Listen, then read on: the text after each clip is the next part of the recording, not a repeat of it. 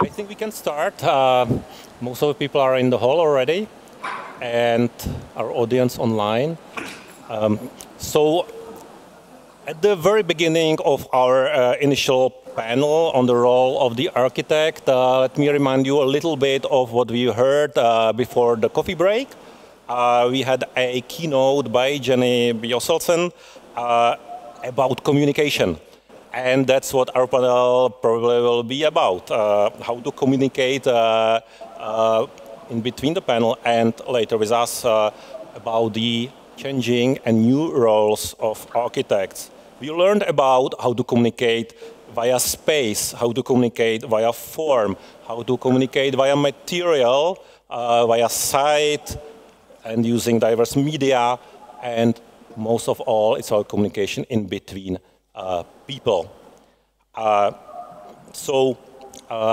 I said before, this panel will be opened also to your comments and questions. So just one technical thing for the people who are in the hall, you just put your notes down and questions.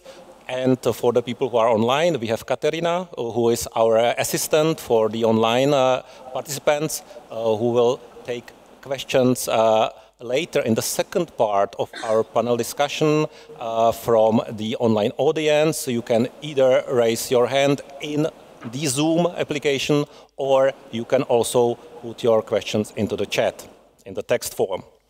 So we will open our panel with short interventions by our panelists. It's in the alphabetical order.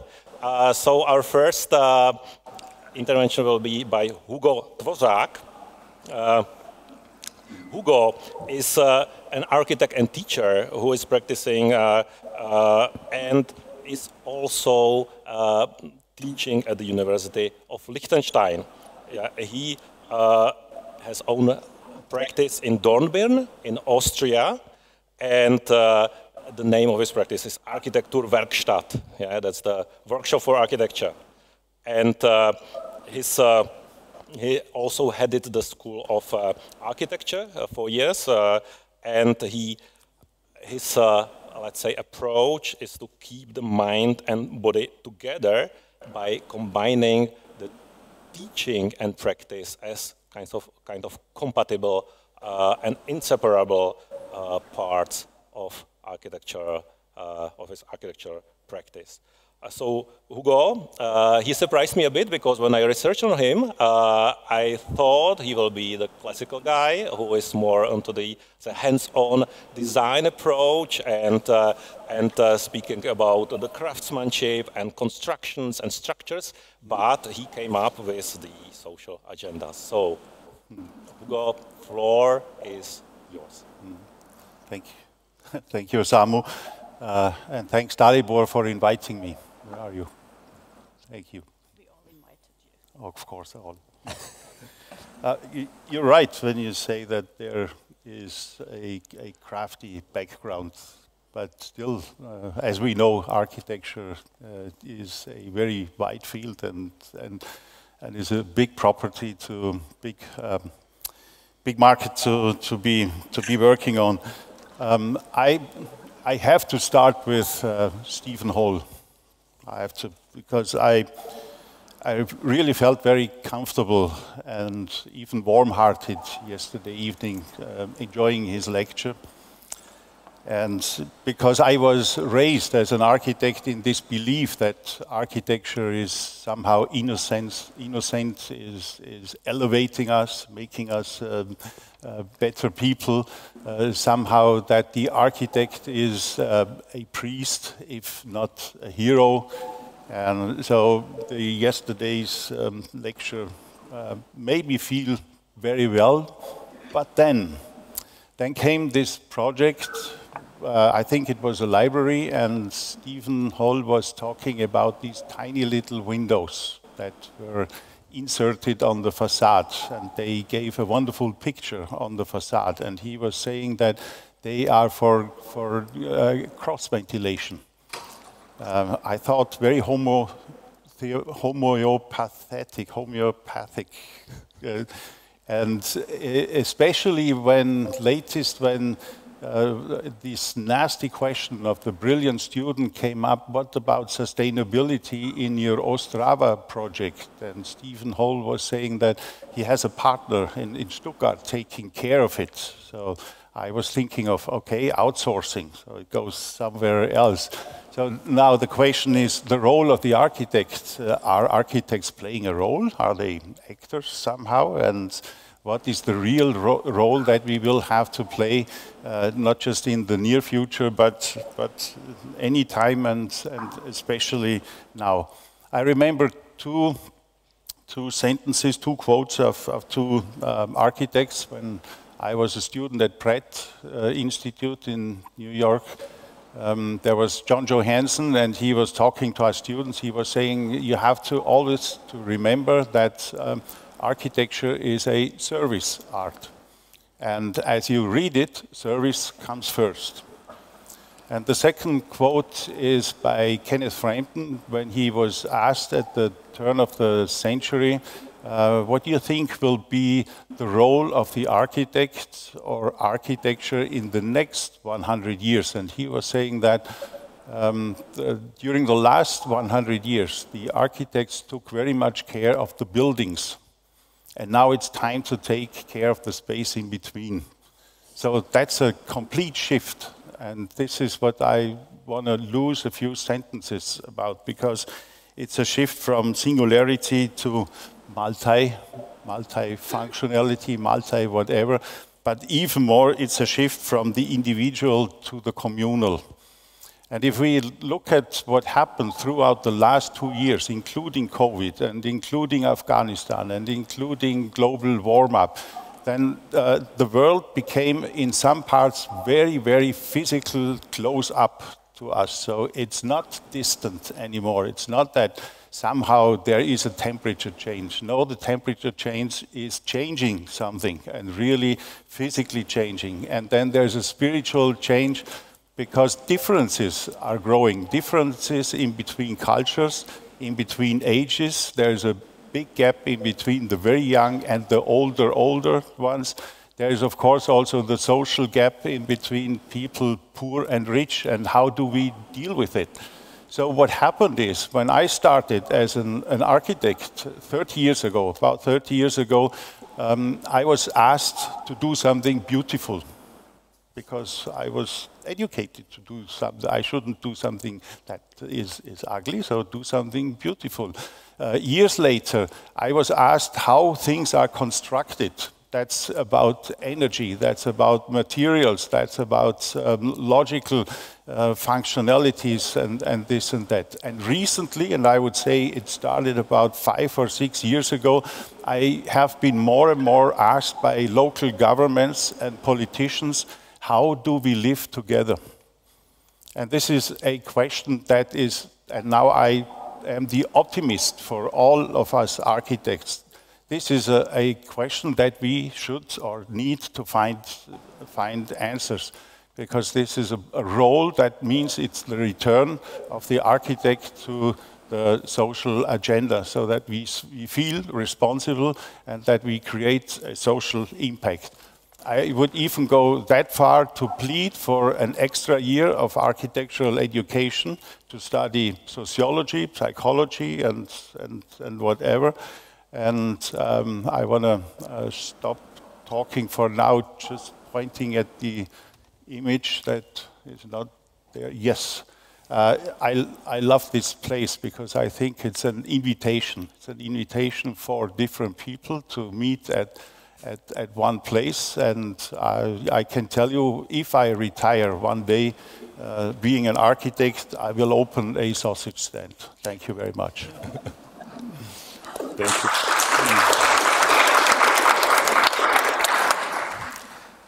Thank you, Hugo, for many provoking thoughts to start our discussion and to launch it. Our second intervention will be by Oya Atalay Franck, who is the president of the European Association for Architecture Education, as you know, and you know probably her. There is no need to introduce her more. She's also an architect, an architecture historian and educator. She's a professor of architecture and dean and managing director of the School of Architecture, Design and Civil Engineering, as well as head of continuing education at the ZHAW Zurich University of Applied Sciences in Winterthur in Switzerland. And she was teaching in architecture and construction, and also urban design as well in the studio. And her starting point is discussion between the specialization and the generalization. That's one big topic. And the second is about the new skills and tools may need to teach for the future. So, Oya, floor is yours. Thank you, Osamu. I will come back to the specialization and generalist at the end of my statement. So I start with something else. Every intervention means destruction. So destroy with judgment and with joy. This was the words of Tessiner Swiss architect Luigi Snozzi. He built a lot in the urban landscape and with concrete. So what he is saying is the ultimate ambiguity we have and the contradiction we have to face in our professional world, and how we decide to teach architecture when we teach architecture. How to destroy, and how to destroy with judgment and joy. Second point is less is more. That was Mies van der Rohe. Now we would say less is even more. We really have to be mindful how we build, why we build, what happens with what we build. Jenny has shown wonderful examples. In 30 years, it would be interesting to see what happened to these buildings. So I'll come back to the third point. Good design is unobtrusive, and it is innovative. These are 2 points from 10, which Dieter Rams, one of the best and ultimate good industrial designer of our times, stated. So the products don't stand for themselves, and to products I also include buildings, building sites, environmental design. They're not decorative objects. They're not just works of art. They don't just fulfill their agenda or the agendas of the clients. It's far beyond self-expression, and we have to think about that also quite well. When we design, design is searching. It is researching and searching for the best result to be achieved. The fourth point I have is architecture has ethical function. Ethics, we don't hear about this word anymore, no? It's quite old-fashioned, and it is in the center of our being. Being as educators, researchers, architects, planners, designers, landscape architects, we have ethical function. And ethical function is not far away from politics. So it's notably political. That means we have a paradox to solve. How do we deal with this, and how do we give this paradox further to our students? That's also something we have to think about. Now, in a world which all solid melts into air, to quote Marshall Berman, we also really think about our modernist stand. Most of us, our generation here, is coming indoctrinated from this kind of thinking, no? Hugo has talked about the social responsibility. Yes, the citizenship that we have, we shouldn't forget about that as well. So I believe specialization is something which is in the nature of our profession and in many other professions in our times. Yes, we have to collaborate. We have to have specialists to solve certain solutions. We have to listen to them as architects, and we have to bring them together. But we shouldn't forget, the architects are also specialists. They're specialists in being generalists. This is the belief I share with my colleagues in my school, how we educate our architects. So it is about creating dignified, beautiful, responsible places, spaces, constructing them with collaboration with others, and to reach graceful environments for all. Thank you. Thank you, Oya.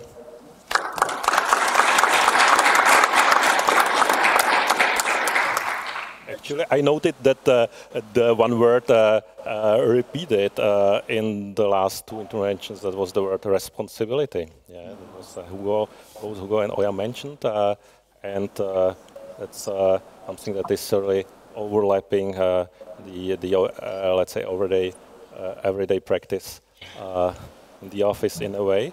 So now I have a pleasure to introduce Michal Kohout. That's our fourth panelist, who is a Czech architect and professor at Faculty of Architecture in Prague, where we are just sitting right now.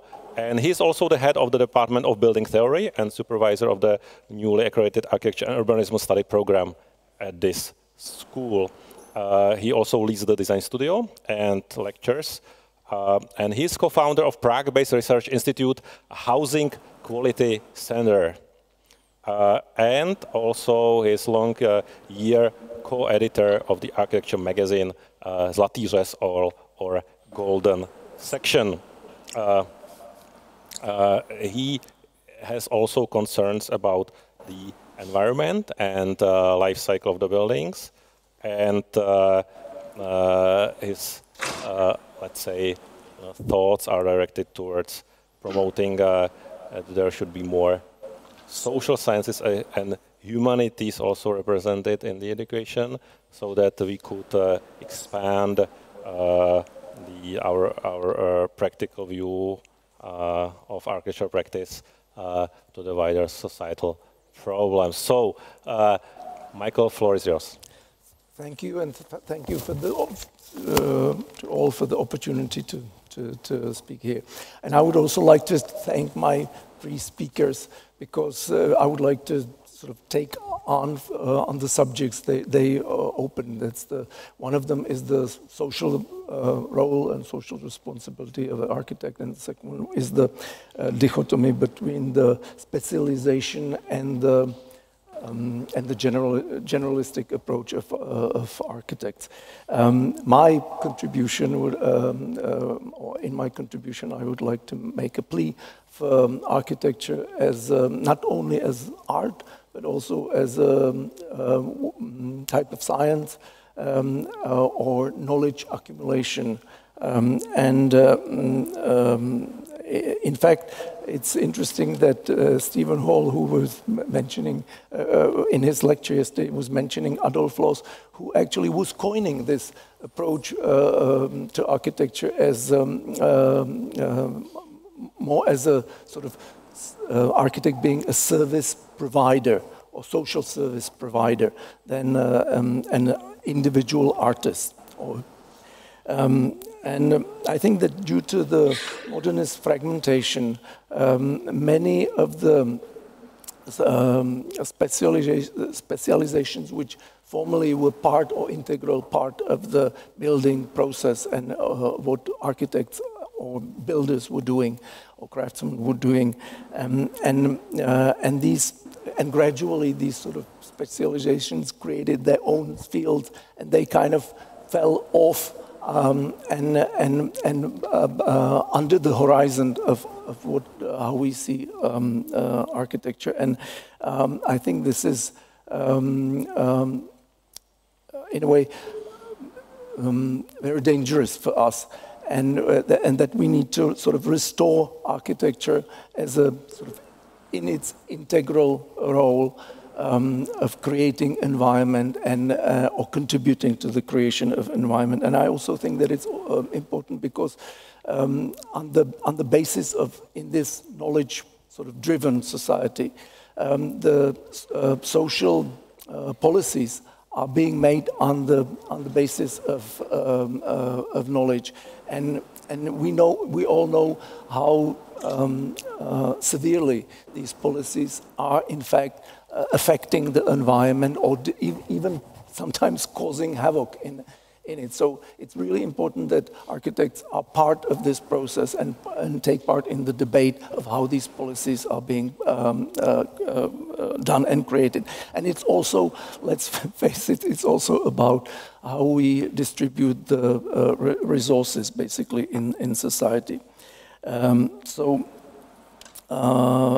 would also want to stress one important aspect, since we are here at a meeting of Association of European School of Architecture, because in the last century, European architecture made many great achievements in this respect of providing for the society, and we also did not.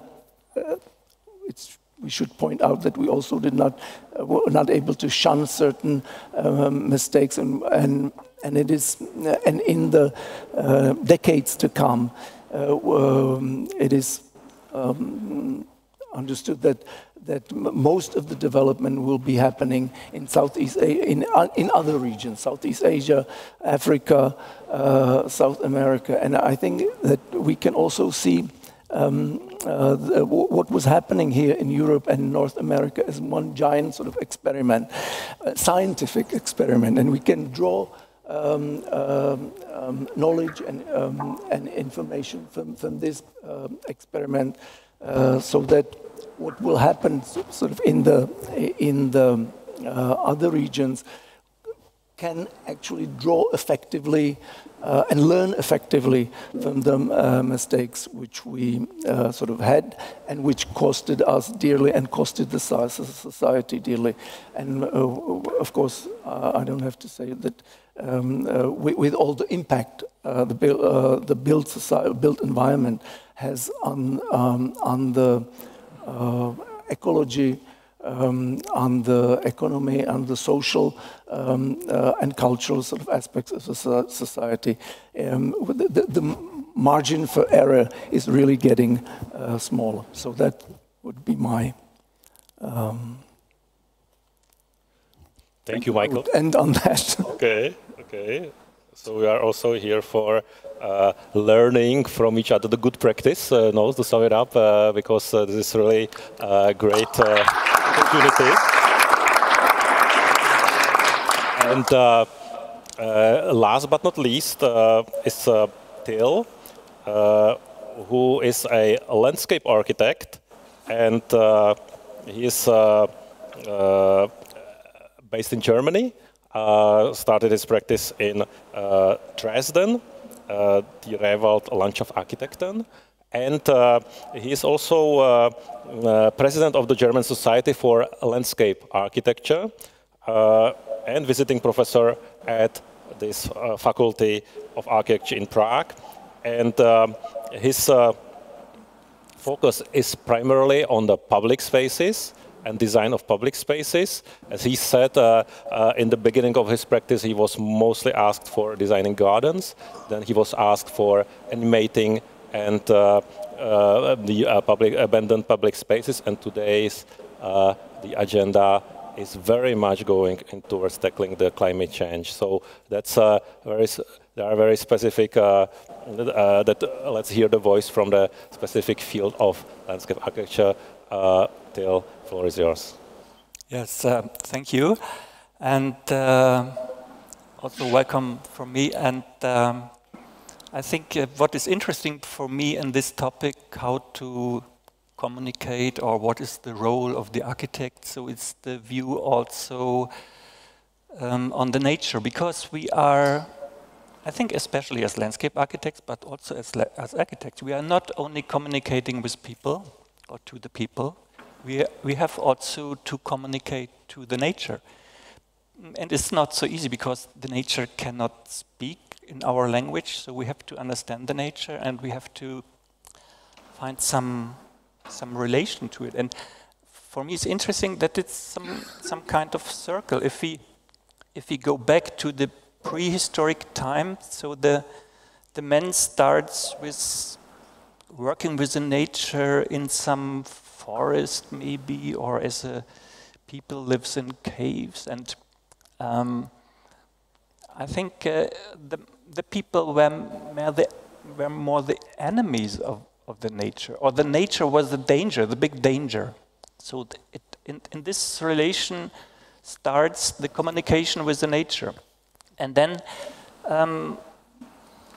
the first garden architect starts to create some small spaces, and it comes more, it was more to communicate with the people.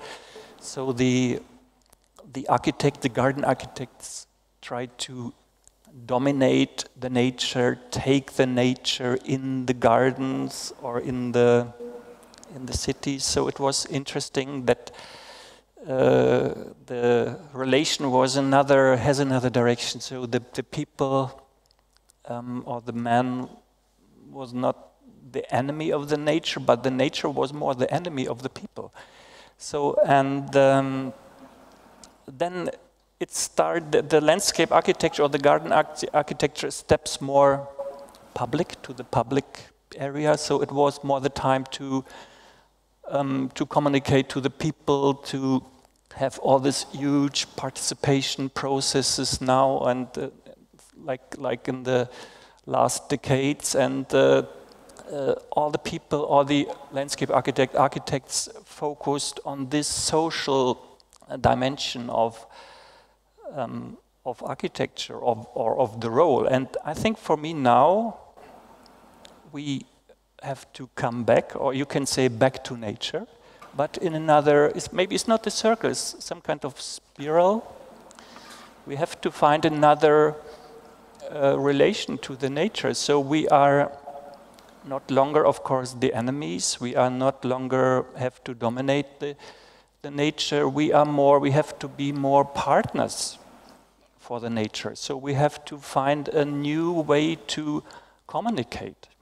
And for me, all over the years, or the hundreds of years of architecture, garden architecture, is to widen the view and to start to speak face to face with one client, then to start to speak with the public, and now start to speak with the whole nature, because we know, as Jenny said, that every piece of our work is dealing with the whole nature, and at the end with the whole climate, and we can influence with our work the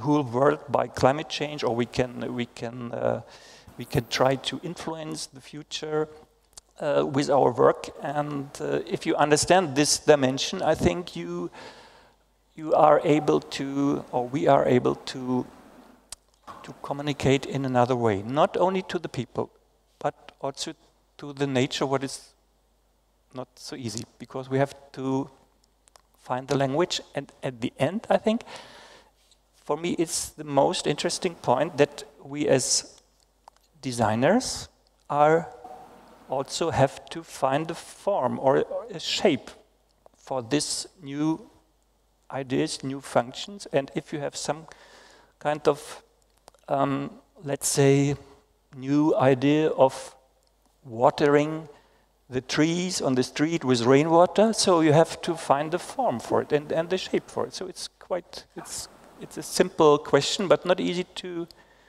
do, because we have a lot of new elements and a lot of new functions. So we have big challenges as innovators, and we have to find the design for these innovations. I think that's the interesting point in our times now. Thank you. Thank you, Theo.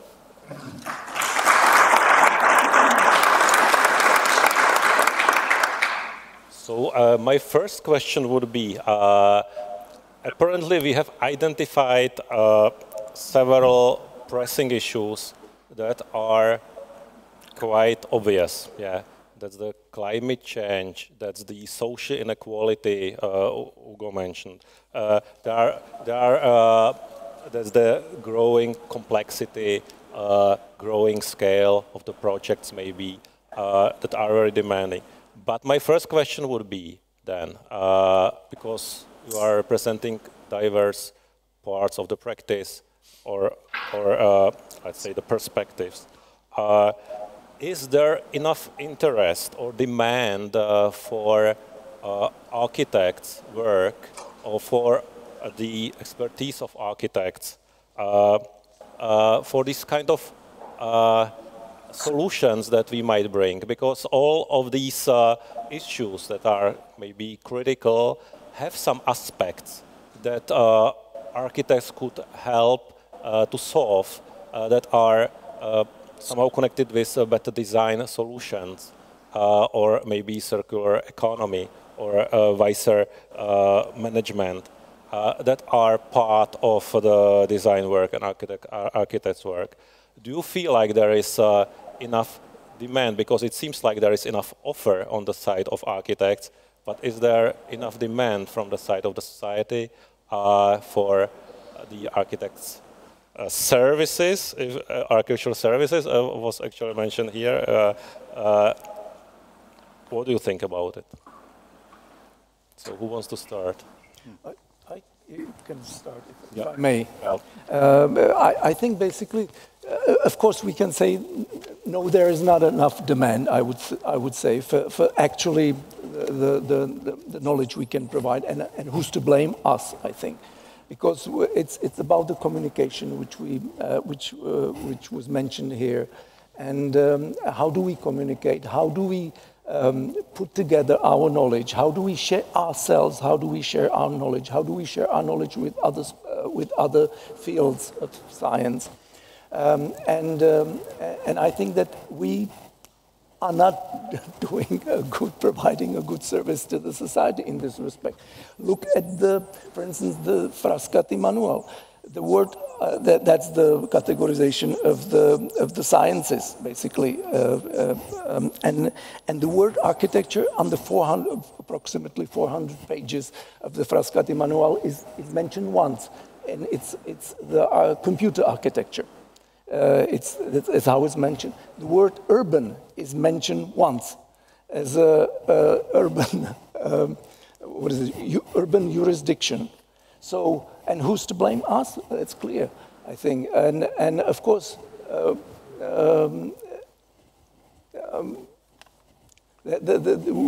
think we need to sort of think about it really thoroughly and provide good answers for the needs which the society which we see in the society, and only by that we can make ourselves more relevant. I would maybe expand it maybe even a little bit more before giving the word to Oya. On what makes me nervous? On one hand, we say there are too many graduates from architecture schools. There are like too many architects in the society. They can't even find the work. On the other hand, we say we have so many problems and so many people to solve it. Actually, even there would be multiple times of architecture graduates in the world globally. They could never ever tackle all the issues that are in that scale actually coming to us. So making it maybe more to the edge. So, oh yeah. Well, first a reaction to what Michal said. Frascati manual will change. We have a work group with Vienna Declaration, which has re-edited the Frascati manual, bringing arts, but also architecture and urbanism into the play. If it gets true, then we are in the European level for the research foundation, etc., and policy making for research in both. But that's a fight. That doesn't happen like this. So with this fight, I'm coming to positioning.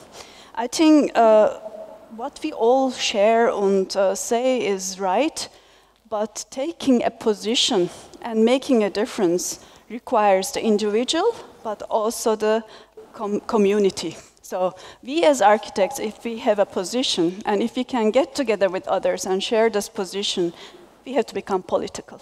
We can't just stand back and sit in our offices, design nice work, and go back to nature. And by the way, that's for you, Till. I don't know what kind of nature you're talking about. For me, there are ecosystems. There's no nature anymore. And we are part of that ecosystem. So in that sense, coming back to what you have said, with the question of too many architects, too much to do, I don't think so. I always thought that, yeah, architects jobless afterwards. That's not the case. Architects do find jobs. And this is statistically also there. Yes, we have plenty of schools of architecture, but there's a lot to do, like you said. So it's about finding the position, also getting in touch with others and working hard. So it takes 10 years to get going with an architecture office. Yeah. Jenny. Oh yeah, first Till and then Jenny. I think it's an interesting question. How many students are there, how many architects, and how many work also? Maybe that the view is a bit too economically. And from my view, I think it's we have to see different regions, of course, but in the whole view, I think we have not enough architects and not enough landscape architects, because we have big changes now in future. We have the climate change, and the climate change means not only to talk about and to have other cars or electric cars. It means that we have to change also the spaces, the houses, the buildings, and the landscape. And at least in Germany, we have, I think, we are searching landscape architects. We have maybe 1/3 to less landscape architects. So we are searching landscape architects from all over the world now, because we have too less people want to go in this practice. So I think that's the point. It's very very new since 2 years, so that we have this big change, and this climate changes arrives the landscape architecture. So, and I think that's the future, that we try to bring young people in this profession, but not only by interesting for designing also, but also by interest for ecosystems, for climate change. So we have to focus a bit, or other topics, that younger people are interested in our professions, in our old professions, that we are not old school in future. Thank you. Yeah, Jenny. See if it's work. Yeah, I think it's on. Thank you for really good and very interesting discussions. I think for the demand of architect, of course, we are architects and designers. So of course, we think that everybody needs us. I mean, of course. I mean, if we didn't believe in that, why are we in the field? But also, we should maybe be also realistic to think of, okay, how can we get out to more people, more landscapes to do better? Because we see in the building industry, there is a lot of stuff that is built without architects. It's not that it's always good because there's been an architect involved. I really must say that. But I think also we need to talk about what architecture is, not using too strange words, because our own language can be, it can feel like arrogant for the other people. And I think that is super important, that we talk about what architecture is, that is understandable. Because in our own language, we can talk together, but it's almost like we're a sacred society. So I think that is about communication. And then I think also we need to talk about economy, because a lot of people think, oh, it's an architect, will be way too expensive, and they can forget about that. And then economy is a framework.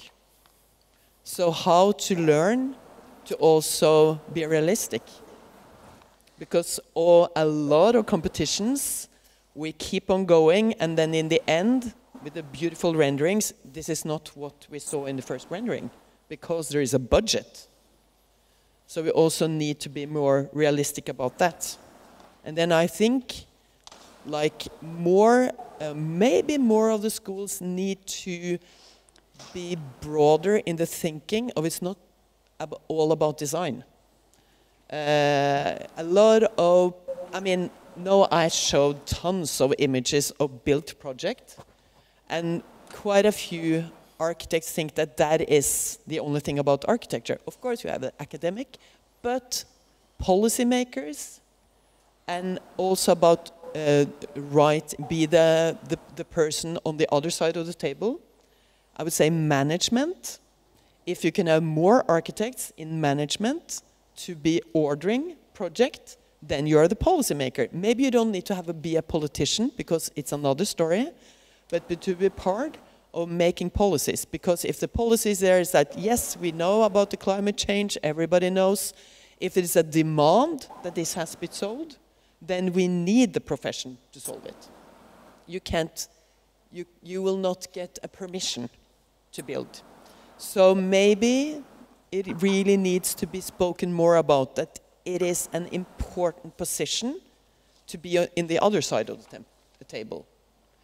And I think, like, I know from Norway in landscape architecture, it's 50% working in design and 50% in management. Mm-hmm. I would say generally for architecture, like we say, there's a lot of people that don't work to execute what they have been taught. I mean, for Italy, it's like 90% of the students, they don't work as architects when they finish. It's just 10%, which is terrible. And I think also to get people to work, but they don't only need to be a designer. So I think also schools need to actually teach that. To be on the other side of the table is maybe even more important, because you can have a driving force to know how to actually execute more, and there will be more a demand about it. So I think economy we have to talk about, management we have to talk about, the policymakers, and of course we always need to keep on educating people that they feel secure.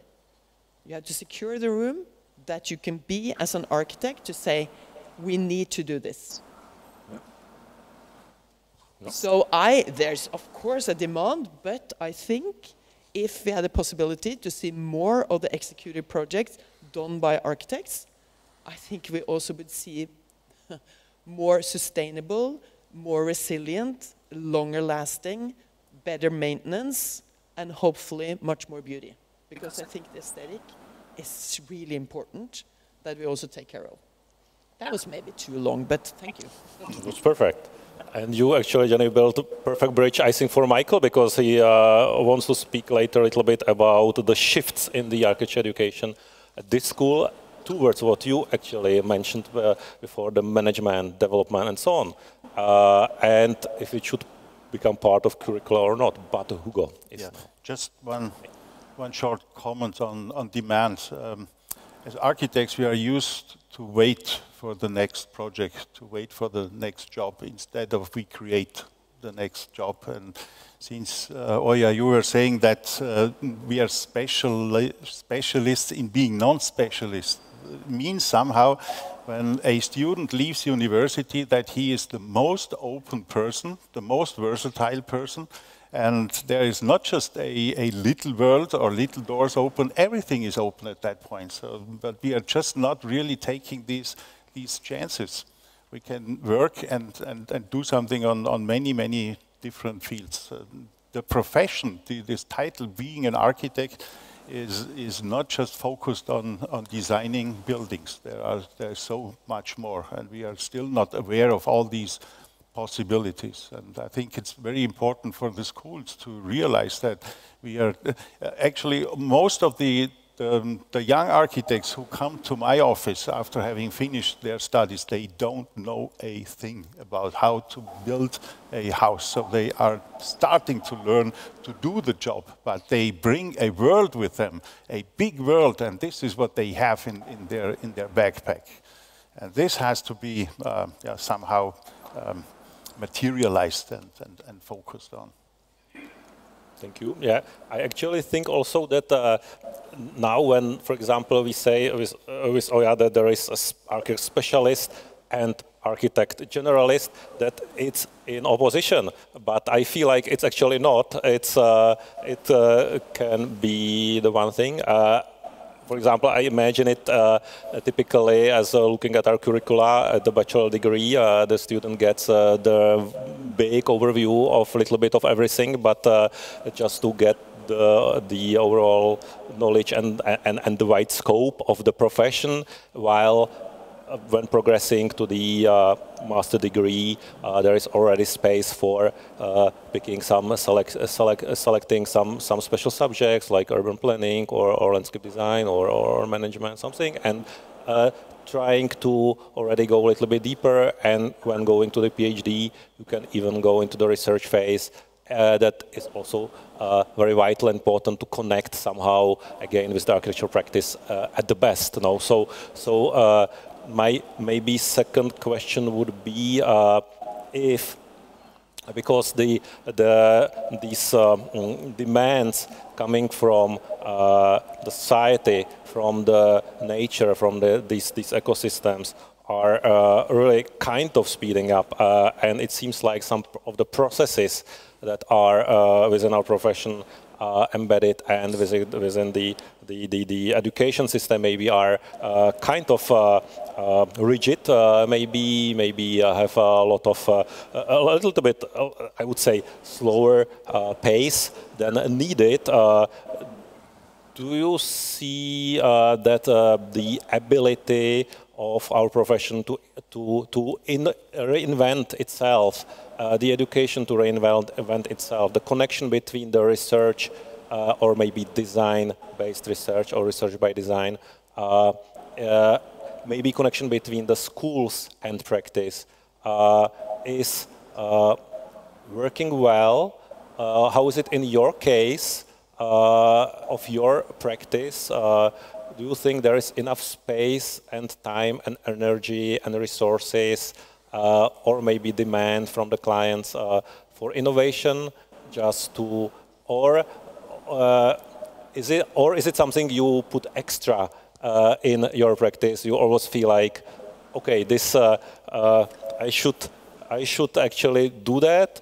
It's not much demanded maybe in this moment, but that's something I strive for. It's my personal, let's say, goal to push design further, to bring some new solutions for these problems. But actually the construction business, the big thing is not demanding it much. It's basically it would be quite satisfied with the cheapest, easiest, and fastest solutions. So, what do you think about it? Shall I start? Yes. The schools are slow, and maybe that's good. Everything is so fast. Maybe it's good that we don't change our curricula every year. Yes, we have to think about it, but we have to think well. And sometimes things change so fast that what you have changed is already outdated. That doesn't mean that we have to be conservative. It's not about conservatism, and it's not about conserving what we have. An education which says, oh, they can learn it later, is not better than to say, oh, we can give it all now. There's a limit to what you can give in 3 years, in 5 years, and if somebody adds something more on it, in those so many years. It's important to give a mindset to these people. If you compare the curricula all over Europe, it's very similar. It's also the difference that makes who teaches it, with which mindset, how our students then are equipped with this mindset to go out and take a position of their own. I think we shouldn't forget about that. And for me, the key word is collaboration. It's this individual artist, architect, usually still a little bit this man, huh? A little bit, even of me is, I'm so glad that you're here, Jenny. Yeah, I have to politicize a little bit about the gender issues as well. So it is about changing views, taking positions, but also knowing what to do. I mean, if ideally for me, the best architectural education gives a mindset for the students who can say, this is high quality. It's the quality of what we are doing. And then you're able to also communicate to your politicians, to your clients, in the sense that you have the language, as again Jenny said, to do that.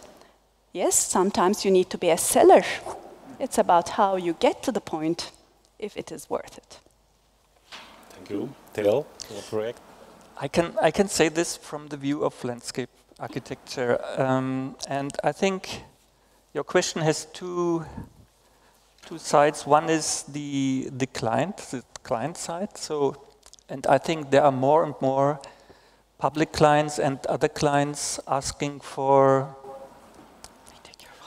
not just innovative, but let's say resilient, climate resilient solutions, and also for carbon neutral solutions. And we have, for instance, we have a project for renovation of a street in Berlin, and the city of Berlin asking for the best conditions for trees, for bike traffic, and so it's a completely new task than before. And on the other hand, we have not, in Germany, we have not enough students as I said before, can do this and can step in this profession. But on the other hand, we have a lot of young people are interested to do something against climate change or for climate adaptation. So there's a gap. And that's why I think also that the schools are too slow. Maybe we as teachers tried best, of course, but the schools as some kind of big ships are a bit too slow to explain the young people that our professions can do something in this climate discussions. So I think that is the gap, and we have to bring it in the focus of the public that our professions are the key professions in this process. And I think we are a bit too slow as schools. Yeah, thank you. And I would maybe connect to what was mentioned here, that being an architect today also needs kind of engagement with society, with the community, the better communication, and maybe being also even political. If you accept this idea, what would that mean for you to be political as an architect? That's one question. Yeah, and the second question, before giving the space also for our audience for their questions and comments, would be, because you are in an architecture practice, all of you, and you are cooperating with architecture graduates or fresh architecture graduates, what is desperately missing when these students come? If you could name something that you would expect or you would wish for. So the first is what it means for you to be political as an architect, or how you apply it in your practice.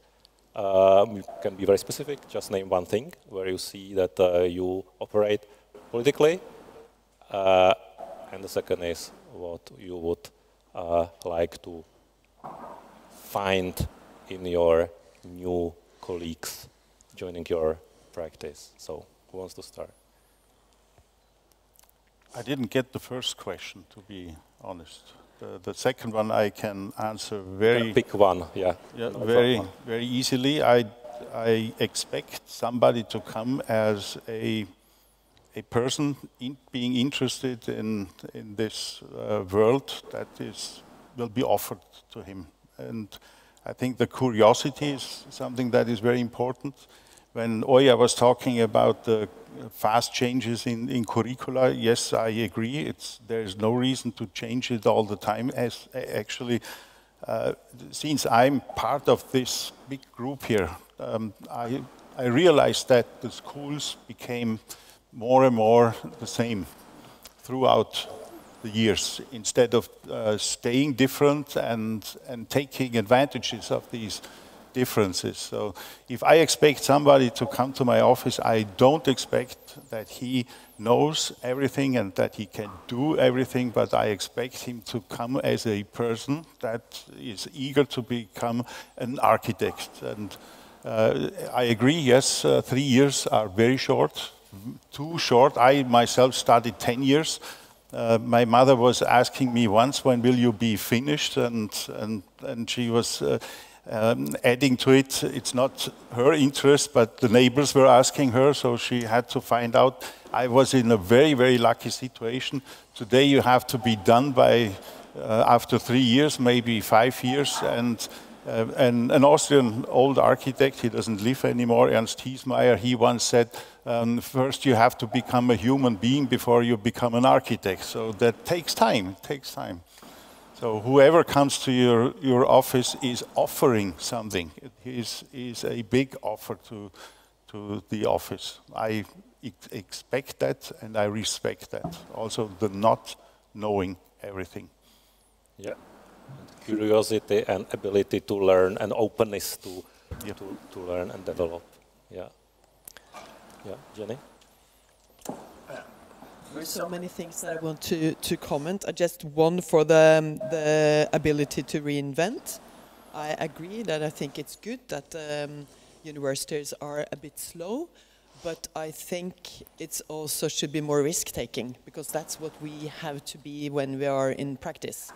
To do inventions or reinvention or innovation or whatever you call it, it's very rare that a client said, this is what, come up with something that I've never seen before, because usually they have some demands. But that we need risk-taking clients. If they are not risk-taking, it's very hard for us to convince them. And then we can push it very, very far. For what we are looking for when we have new people in the office, straight from school. We actually are pretty in Snøta. We actually want them to know digital tools. If they don't have a sort of standard in that, it's very hard for us to sometimes, rare, it happens, but I still think that hand sketching is also still very valid. For us, it's really important that they can work in team, because we are all team-based, and if you want to be your own special something, you get very lonely in Snøta, because we like to play together. And then I think it's a lot about personality, curiosity, and that also we like to really have young people straight out into the ocean and see if they can swim, but they're always a team to support you.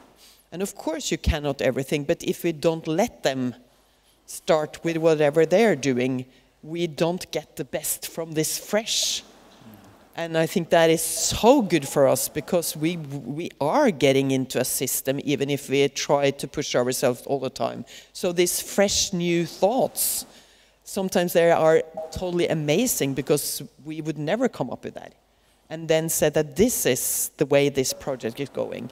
It's really in a process. So we spend a lot of time for interviews for new people, and it's, I would say, yes, you need certain skills, and I'm sorry to say, but actually digital skills is crucial. But then it's all about curiosity and the capacity to be curious, and you need to get things on the table. You have to be active. Yeah, thank you. Yeah, Michael? Maybe I would perhaps want to say something about the what we expect from the students. I would agree that one should not be over-demanding, because many of the skills come with experience. But I would stress one thing, and that's the abilities kind of to take responsibility.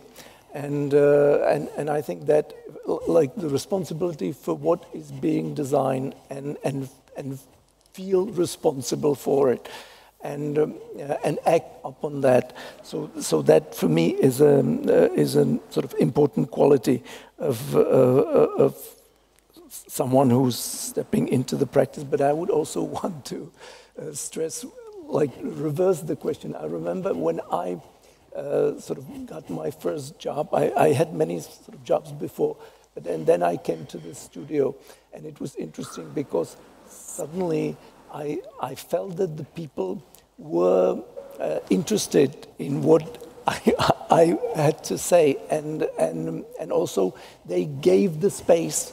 It was this quite well-known studio here. It was called Cial, and that was very different from the former sort of practices I had as a student. So that for me is also, it's about sort of being able to sort of have the responsibility, but also for us to give the responsibility. That's, I think, an important thing as those who are sort of managing the studios. And then I wanted to come back to the previous question, and that was, how do we reform, or how do we integrate certain knowledge into our studies? And that, for me, is actually quite a task, because, as it was mentioned here, there's only that much one can sort of fit into the curriculum. And I think we need to sort of think more about lifelong education, because if you go into practice, you then have the possibility to come back to school, you suddenly see things in a completely different way and from a completely different perspective. And I think it's also that you are not only able to so take more from what the school can offer, but also you yourself can provide for the environment of the school. So I think that is very important, this issue. And my last sort of point, sorry for speaking so long, would be, because we are now trying to, and we actually are in the process of sort of starting we started like a small program. We are now working on actually making a bigger program of development and management of the built environment. And I was studying the programs of different schools of architecture in Europe. And I've seen that, in fact, many schools have these subjects in their curriculum, but as a program, I myself found it only in the Dutch schools, and I would be quite interested in to share your opinion on this.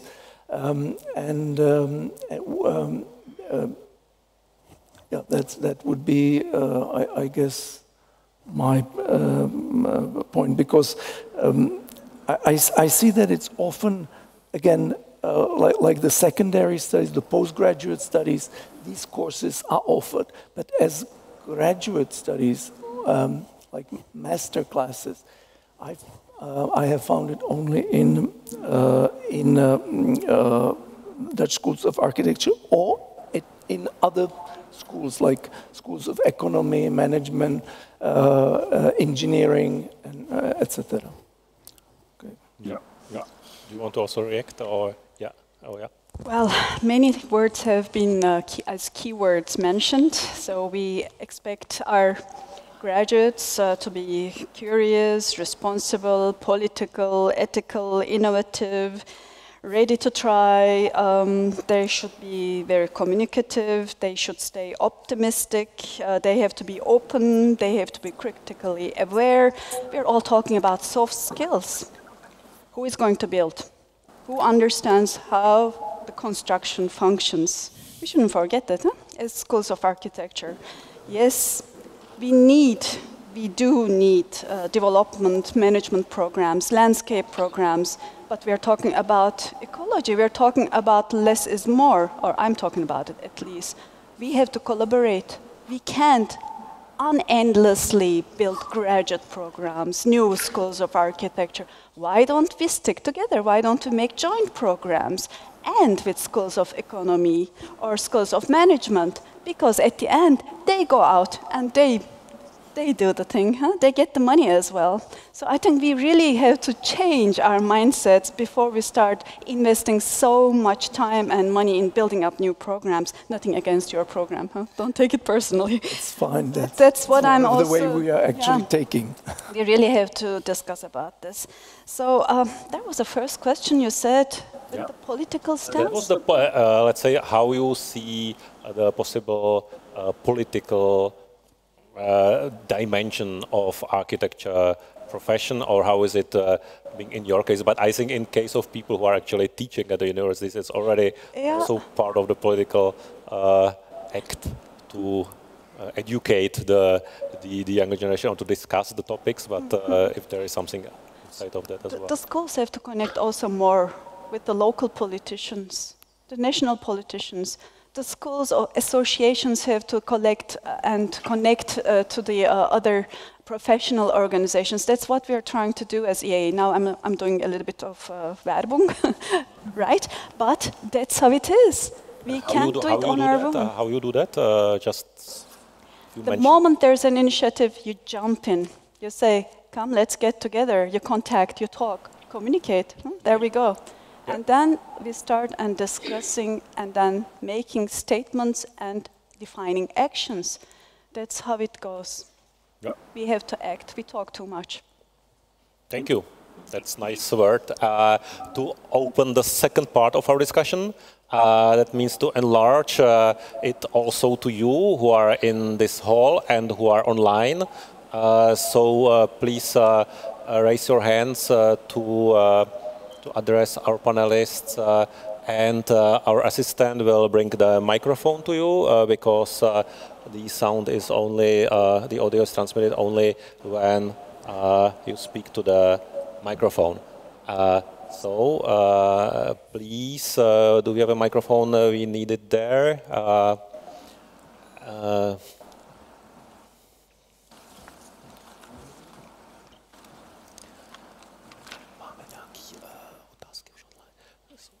Okay, so I will also encourage our participants online to write their questions to the chat or raise their hands in the Zoom application. Yes, please.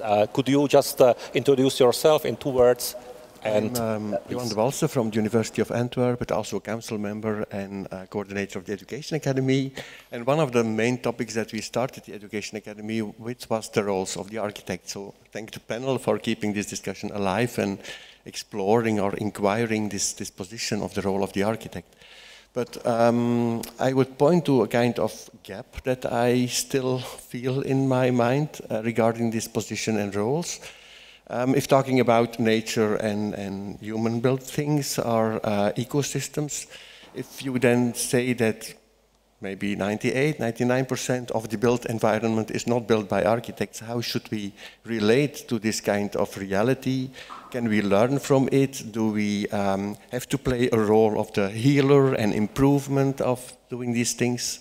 And many of the talks still are talking of education as forming strong persons, good individuals, motivated people, yes, collaborating, but with other graduates that have the same profile of being strong and have their own ideas. And yes, being responsible, but within existing frameworks of assurances, and I don't know what, so within this logic. So how to reach out to a kind of other human reality. And if I compare with medical doctors, for instance, they are not only helping important, famous people, they just take care of everybody who comes along. So how to relate to this small a architectural reality as an architect? And do we have a role, and does education has a role? Who wants to answer? Please. Johan. In Austria, it's 10% built, designed by architects. Buildings that are designed by architects. That's already 10 times as much as you were saying. You were saying 99%, did I? Yeah. So there are possibilities, also including, of course, these 90%. Sometimes I'm also not sure if everything should be designed and built by architects. I think there should be a fertile ground for a natural layout of things to happen, because they are not always wrong. Also, architects are making mistakes, but in general, yes, it is, because what I said, we are usually waiting for a project, and we are not proactively moving towards the people that could be interested in. And of course, there's always this still lasting thing that we all get to hear any time. Whenever an architect comes into play, it's becoming expensive, and you don't. The rights of the client are not the same as they should be. So this is also something that we have to work on to be more consumer friendly, to offer, and instead of just waiting and doing the job. Yes. Yeah. Maybe if I refer to the practice of architecture in Switzerland, it's a lot about small offices. There is enough to do. There's also offices without architects who build, like Hugo said, and they do also a fantastic job. It's not that it's all just terrible things that are being built, but there are also some of those. But the architects do also terrible things sometimes, no? So I think one way of keeping the doors open and also giving air for further development of such kind of offices is like the public competitions. This functions quite well still in Switzerland. It gives the possibility to bring your voice in. So if it is not public competition and it's everything going beyond the doors, then you also have a very little room to evolve and develop, etc. So that's what I mean with political stance, political situation. In a few years, I won't be surprised if the legislation says the climate engineers will define how the city space will be and how you're going to build habitats. I won't be surprised. So we have to act now. Yeah. Thank you. It's also this, let's say, the communicating our profession towards the bigger society, or to outside of our bubble. Is it something that we should also teach to architects, or it's more, let's say, is it something? Why is it not maybe present enough, or maybe some of the architects do that when?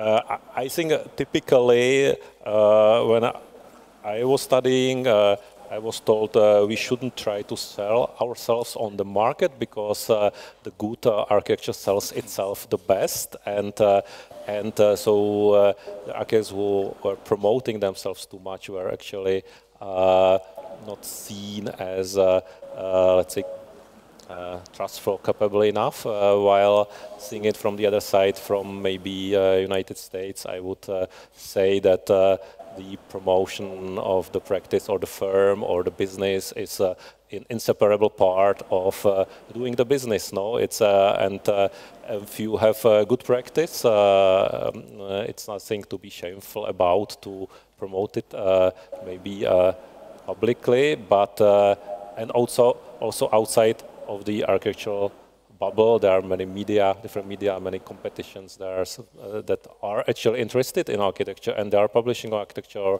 or newspaper. They have the special, let's say, annexes that are about how to build a sustainable and comfortable family house or something like that. So recently, I think there is a lot of communication about architecture in let's say, also wider public. So why there is not still enough, let's say, demand for it, or is it maybe just the limit there is? Maybe Hugo was mentioning, maybe not everything should be or is supposed to be designed by architects, or actually cannot be maybe designed by architects. So Till was first, yeah. Yes, I think that's interesting, and I think for me it's not the first to promote ourselves or our offices, because to promoting the project is a full-time job. We as landscape architects, we are working in public space, so we have a lot of communication for the project with the participation, with information, and that's occupying the whole day. So, and I think that's the main work. And doing this work, I think, of course, we are promoting also ourselves and our profession. But for me, it's more interesting to see the relation to the current project.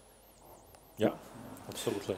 Yeah, absolutely. Michal? I also wanted to sort of, in respect to promotion of the profession, I also wanted to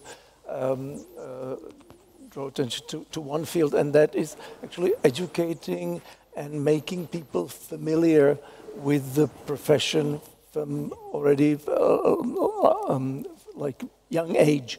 Basically, teaching children how to be aware of the environment and all the decisions which are being taken through the environment, because a lot of public money, and it's also about being, that was the question which preceded, and that was being how to be active politically. I think this is also a highly political act, because there is a lot of money which goes into through the environment or in public projects, and it's about so it's about actually the public being aware how these decisions are being done and how the money is being spent and where it goes and where it does not go. And I think.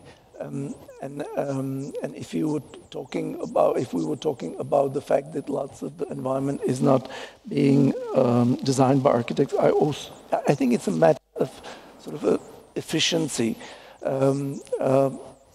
If architects kind of proves that his service pays off, I think there will be more of it. If not, there will be less of it, maybe to the better or to the worse of the environment, who knows. But hopefully there is some legal framework set for the construction, and there is also some master planning done. So I think that also gives certain restraints, which where already some professional input is being put into the construction, even though maybe the architect is not directly present. Yeah. Okay, thank you. We have another question from the audience. See. Thank you. My name is Pavla Melková. I am an architect with own practice, MCL atelier, and also teaching here at Faculty of Architecture. And my question is maybe not so general as discussion is, more specific and more from practice. And following up on what Mr. Dworzak quoted Kenneth Frampton, that in this time we have to deal with space between buildings. We are actually working on conception of revitalization of public space of campus of this university, which means not only Faculty of Architecture, but the whole site of all universities. And although it is clear that the only meaning of this campus is not only education, but also social life and everyday life of people living around. But we are here discussing education, so my question is, which role do you think architecture of this public space of campus, university campus, could play in the improving of education, in inspiring, in embodying education as making a frame, physical frame of public space for this education? Thank you. May I?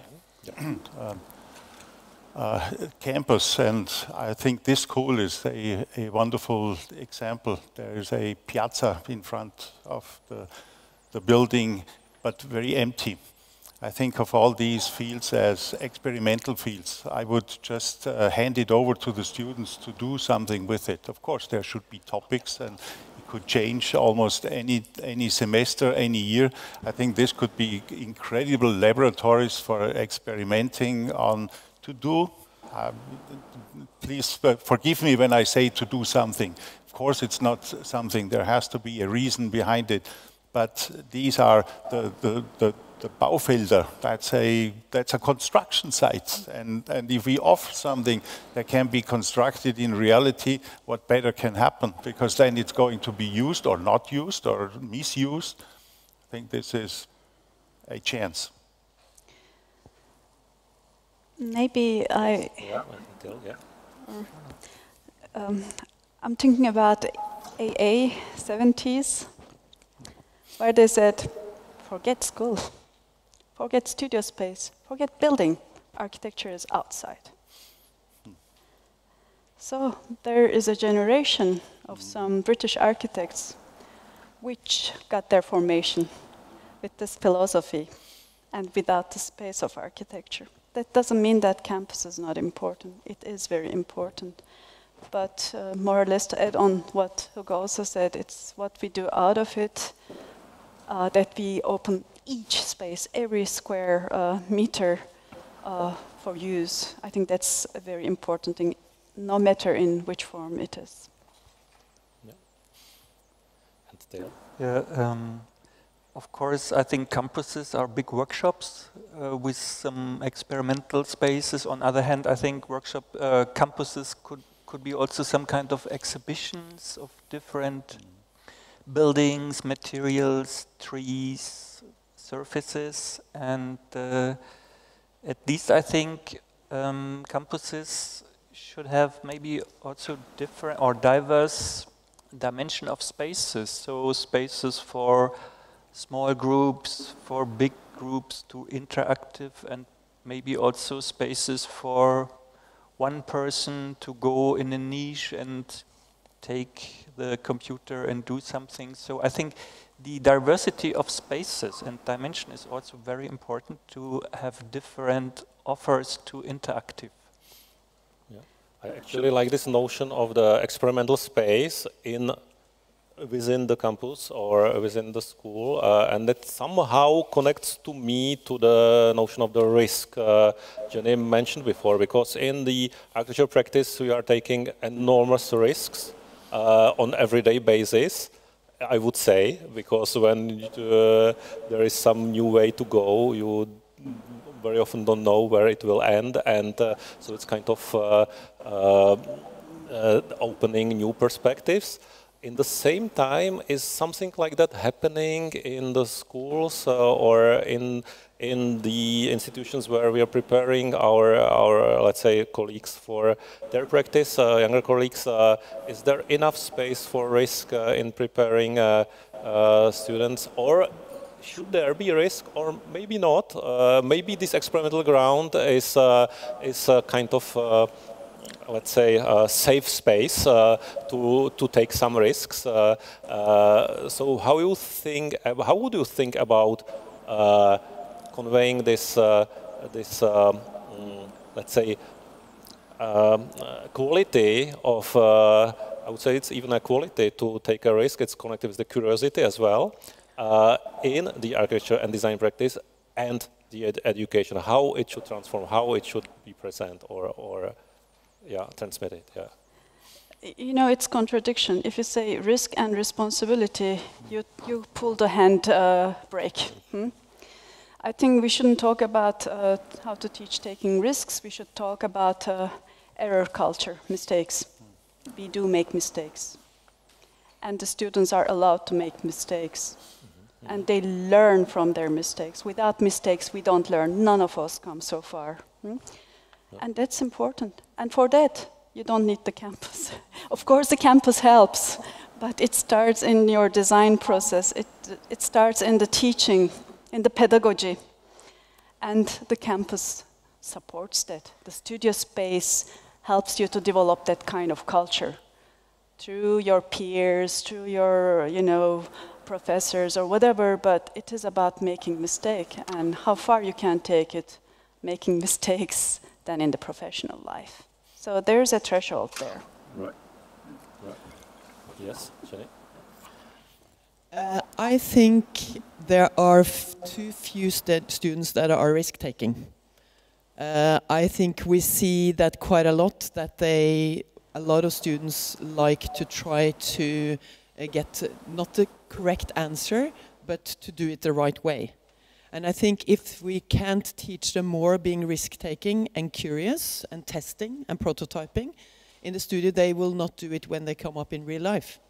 So I think that you can always say you need to have a base, but on the other hand, if you don't know what to do, you do maybe other solutions. And I think in the constant state of reinvention, you have to do so many tests. I mean, in Snøhetta, we are doing tons and tons of competitions. It's not always we got a good idea. It's actually pretty rare. We say that we win 2 of 15 competitions, which means we're not great in the other ones, or the jury wants something else. But if we're not testing, if we're not doing prototyping, and if we're not pushing ourselves, then we will not come up with new ideas. And I think that is crucial, that the students also find that it's a security around it, so somebody can come and help you. And then you need to also be risk-taking to do something you never have done before. So I totally think that the universities should also have really much more open classes, maybe in master's level, but actually that they have to sort of program it all by themselves and also figure out how to do it. You can learn a method, but you have to keep on reinventing it, or you will stop at one level. Yeah. Thank you. Michal? Maybe relating to the taking risk and to the question which was raised, I think it is a traditional role of public buildings and commissioning public buildings that there is like slightly more higher risk which is being taken. I think that this is often not used. This opportunity is often not used. But concerning university buildings, I know that there are many universities which actually are using their campuses as sort of experimental or research grounds, basically, and they are like following what is happening there and making kind of research on that. So that is happening, and it also comes back to what was said before about the competitions, because of course mostly by the anonymous competitions, the clients are actually taking great risk. And that is, and of course, it not always turns out well, but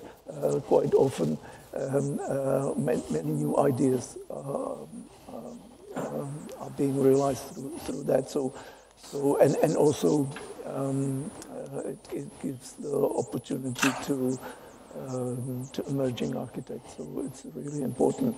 And traditionally, the public sector is the leading. Takes the lead in this. Yeah. No, I find there very important what was also said before, that on the side of the management and public sector, there are also people who are educated in architecture and the field, so that they could be able to take the risk to start a competition, to invite architects that take the risk to find new solutions for really big problems that we are actually facing. So this is all the ecosystem is complex, but it's very much needed. We have another question from the audience. Esra Akin from Aarhus School of Architecture.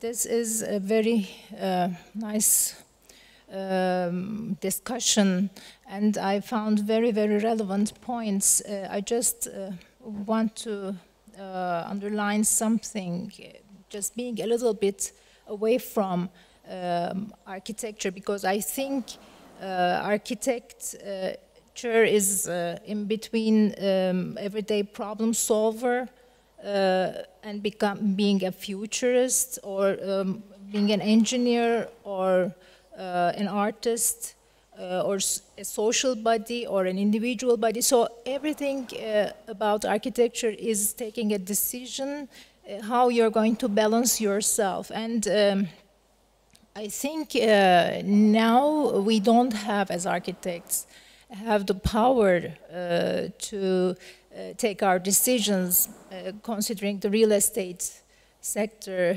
They are more powerful than architecture, because they are maybe giving the codes to design what we should design to sell. So in that sense, I think the schools are fast enough to give a vision to the students, and students are smart enough to develop themselves by connecting with different bodies. Here the main issue is this contact, what we have here now. And the studios at the schools are going to renew themselves by this communication we have here now.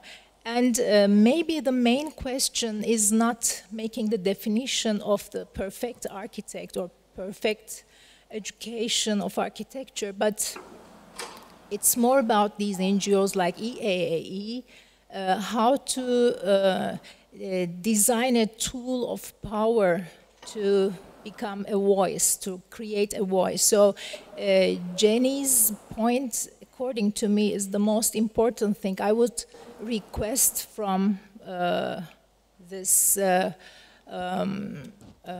panelists, from you, to discuss more about the tools of power and how NGOs can establish a power to open a way to the students who are the architects of the future to integrate their own approaches in the society.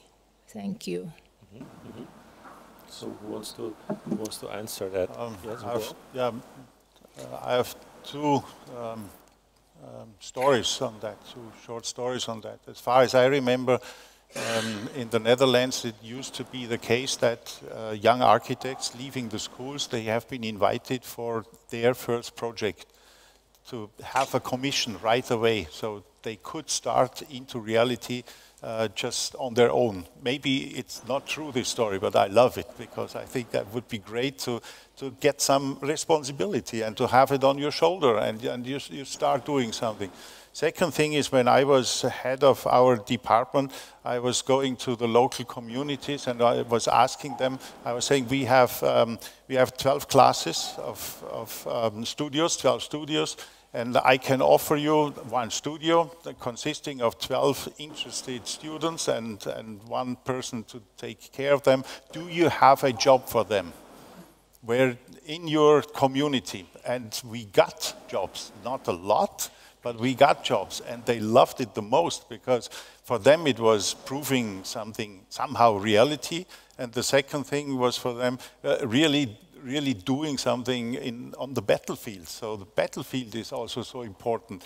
Somehow schools are protected areas, too much of a protected area, instead of moving out and going to the places where it happens, the battlefield. Yeah, so exposing the students to the real life, it's really another important tool. Oya wants to react. We have two more questions then. Yeah, maybe the last ones, yes. Maybe just a quick reaction. I think we should be careful about generalizations. You know, even if the curricula looks the same, I really want to stress it. The contexts are different. So with the same curricula in Norway and Switzerland, you don't have the same kind of profile which comes out.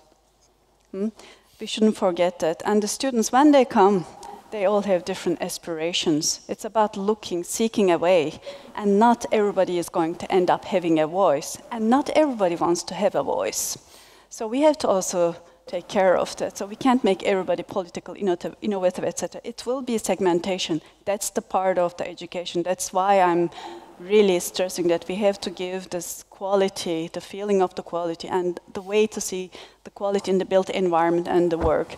That's like one of our major tasks as schools, no matter what the students do afterwards. Yep. Because they will be then the critical citizens as well that we need. Thank you, thank you. And also maybe it's connected, as was mentioned, with the briefs the students are getting in the studios. The briefs are maybe, I would say, courageous enough to sparkle some critical discussion about what they see around. Not,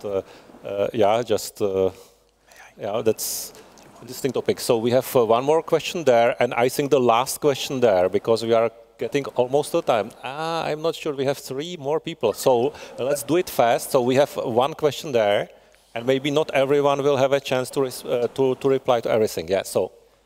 Okay, thank you very much for this lovely speech. And I would like to say, firstly, my name is Karel Smejkal. I'm the head of the Psychology of Architecture research team at the CTU in Prague, Department of Architecture. And my question is to you, Osamo. You ask what is missing, and we figure out that maybe it's missing the psychology of architecture, the real one, apply for architecture. And I would like to share some outcomes. I conduct research between architects from 55 countries, more than 200 architects, and we ask for the traits of a successful architect. The result was 1,200 answers, and they were missing responsibility. It was really, really big surprise, because we are talking about responsibility, about communications, and when we ask from the psychological aspects, they are missing. So we spent 2 years of research why it had happened, and the BBC, for example, they asked for our interview, and we didn't agree with that, because we need to find why it had happened. And we figure out that architects are responsible only for that what they know, and it's about architecture. And that's the issue. So we open a new subject, apply psychology of architecture, to teach students to understand themselves and understand clients and people. Because this is the most important, to understand to whom you are communicate with and to whom you dedicate your work. And now we are opening another new subject, the psychological aspects of communication in architecture, which is not only about presentation of their work, but the presentation according to their personality. Because we prove now, we have quite strong evidence that at least 50% of our students are introverts. And at least 50% of all architects in the world are introverts. So we are talking about communications, about politicians, but we need to teach them to communicate. So our offer of our department is to share our ideas, our workshops, together with your European universities. And the question is for you, Osamu, what do you think about this solution, psychological aspects of psychology? No, I definitely thank you for your offer. That's quite stunning. I quite believe it. It's quite possible that many of the architects are introvert. I can easily imagine that.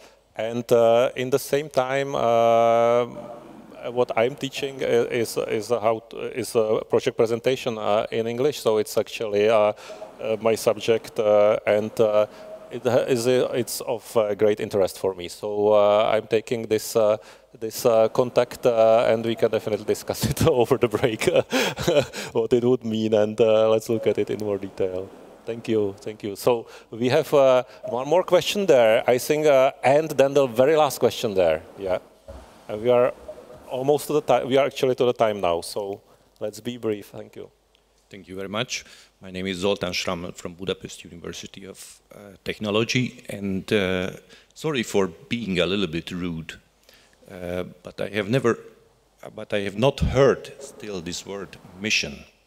I guess architecture, thanks for this interdisciplinary education, must have mission, and this mission is not limited to Europe, to this very comfortable place of the world, while the majority of people who really need help are living in other spheres of the world, under wars, under lack of water and disasters. Just Hugo has mentioned Afghanistan. I guess that must be a really serious lesson for whole Western culture that cannot be exported, cannot be educated one by one for those people whose language, whose tradition we don't understand. And I'm pretty sure, because we have lots of students, at least in Budapest we have, from these third world countries, and I'm really sad to say this word, third world. It's not true. Majority of the world. And we try to teach them according to the European curriculum, European standard. And I find it sad. So to change our mind, I guess it's our responsibility now. Thank you for you. Thank you. Do you want to respond? It's more, let's say, comment, maybe then a question at this moment, but yeah, thank you. I would like to apologize that we did not tackle that. I completely agree with you.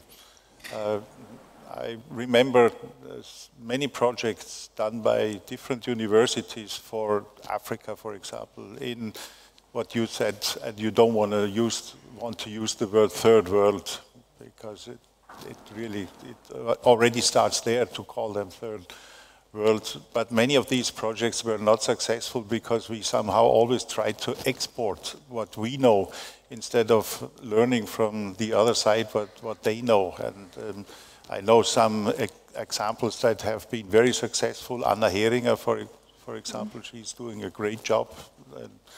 And, yes, we have a mission. Yes, there is something that we should not be missionaries, I think, but there is a mission. I agree.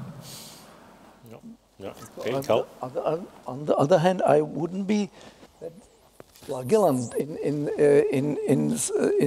this respect, because you can only teach what you yourself kind of know. So I think that it's of course a mistake to impose something on someone, but to share experience, I think that's perfectly fine, and you can only share the experience you have. So and something did not work here, and something seems to work. So I think that it's all right in this way to sort of expose ourselves to that, to the other parts of the world. It's quite natural. So yeah. I think in the same time we should be very careful not to export our problems to the southern hemisphere, if I would say, because that's what mostly was happening, and even is happening now. That we are just sharing not only the good practice and good solutions, but we are exporting our emissions, we are exporting everything, the worst, and then we bring some architectural solutions that are quite outdated, maybe, or urban planning solutions, and we just dump it there into the south. So that's, thank you. I think this is a very important dimension of our discussion, that we are still in this, let's say, highly developed northern hemisphere world, and the lot of things we are discussing are actually very much distorted by our perspective. So let's be aware of it. Thank you. And the very last question or comment coming here. Thanks. I'm Ilaria Valente, Politecnico di Milano, and EAAE Council as Vice President. Thanks for the inspiring conversation that we have today with you. And it's clear for me that we are now living in a period in which we are changing paradigm. This is the real problem. Because the different relationship that we need to build between natural and artificial ask us to find a way to fit design culture in a different way. So you were talking about to risk something in building our curricula and in building a different way for our profession. But what do you think about fundamentals? Do we have to rethinking about fundamentals or to open a discussion about this matter? Because I like a metaphor for our students that have to become as flexible trees with deep roots and flexible branches. And so what do you think about the deep roots that they have to have at the end of their education? Thank you. Thank you. Yeah. Maybe I start. It depends how you define fundamentals. If you're talking about Baukunst, the art of building, then we're still actually with roof, the beauty, the firmness. So we stay with the 3 rules, and there are very different ways of going about this, and this is still a topic actually in our curricula. And I think it's a tricky question. Fundamentals. I have also mentioned about if we don't teach our students how to construct or how to understand how a building works constructively and with its environment and with its management aspects, who is going to do that? Who's going to be the holistic in this fragmented world? So coming back to Stephen Hall, there is a key word there. The holistic approach doesn't mean that we ask our students to be everyone, to do everything, but they have an understanding with which they can function, collaborate with others, and also find their own roles and their voices. To me, it's very easy. If you learn an instrument, if you want to play jazz, you have to learn the instrument first. Otherwise, you won't be able to do it. So it is necessary. Can't just miss out the fundamentals or the basements, foundation. Yeah. Yeah. I think this is maybe good end because that's something we avoided to talk about, but that is omnipresent behind the architecture profession. That's the fundamentals. We were trying maybe to build upon or to reflect on the new developments, but there is always the big package of all the knowledge that actually is the basic knowledge of the architecture design, and that is very difficult to, let's say, avoid, or doesn't make much sense to avoid, and that is the something that we transmit from one generation to another.